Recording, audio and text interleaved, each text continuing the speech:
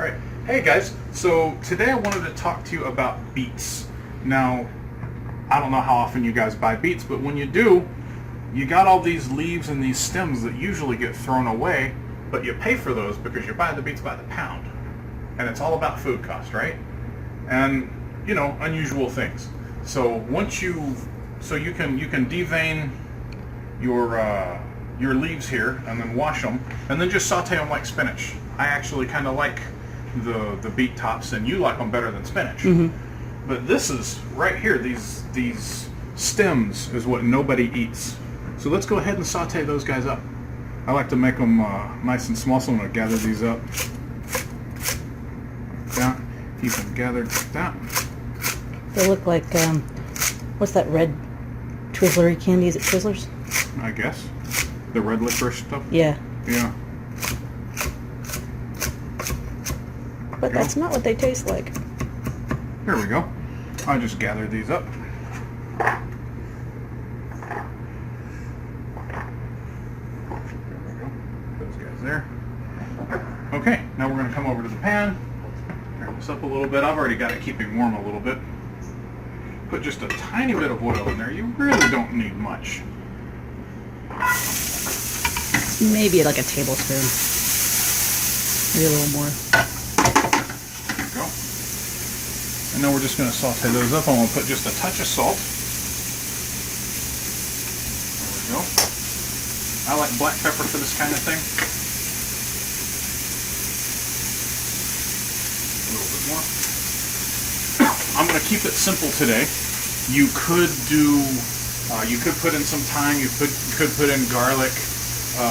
After it's sauteed, you could even finish it off with, say, a little bit of cream or a little bit of white wine and cream and make sort of a beet stock, cream of beet stock kind of thing, right? Yeah. You could even make all this, put a little bit of white wine and cream and shallots and whatnot in it, or you could add onions and all that, right? And then puree it all up and have sort of a beet sauce, beet stock sauce puree sort of thing, a coulis, right? Yeah, sure. Cream of beet stock. That would be pretty good on steak. Yeah, actually. You could also do this with put this in with your veggie hash or your potato hash.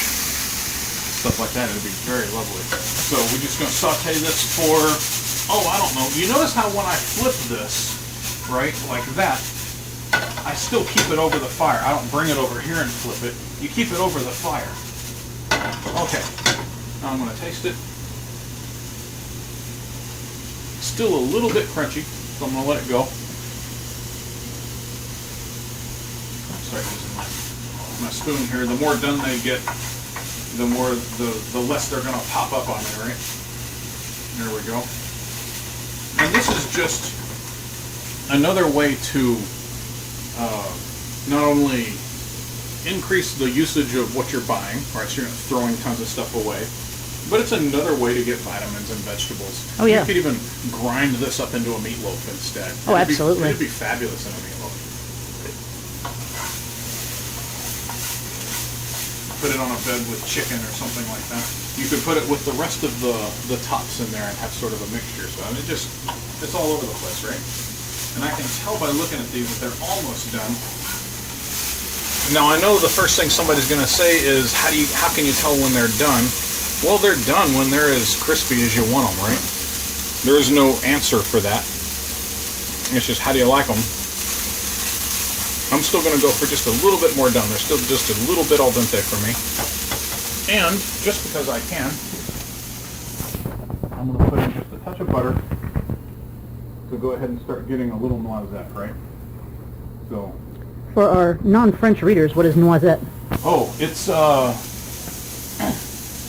when you let the butter brown. It's noisette butter is nut butter, and it's when you start letting it get brown to the point where it starts to take on that nuttiness. So you get a little bit of that noisette going on in there.